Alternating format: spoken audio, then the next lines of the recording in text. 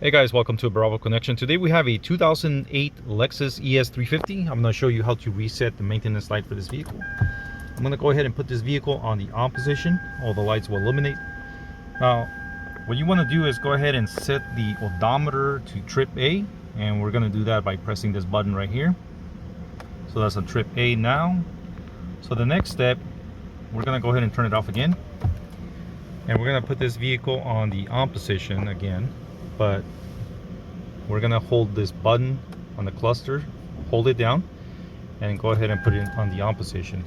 Now what's gonna happen is you're gonna see those lights flashing there in the cluster, and once it hits 0000, that means it's reset.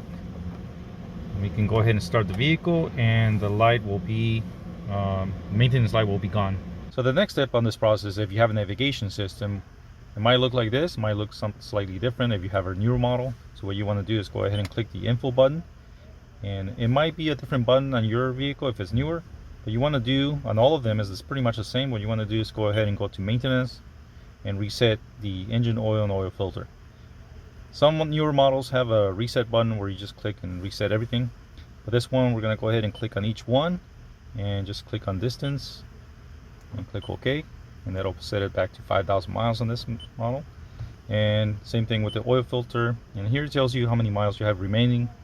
Just go ahead and click on distance, click OK, and that's it. It's reset, and we can go ahead and go back, and you're done. That's pretty much it. Thanks for watching, guys. Hopefully you enjoyed the video. Subscribe. Catch you next time.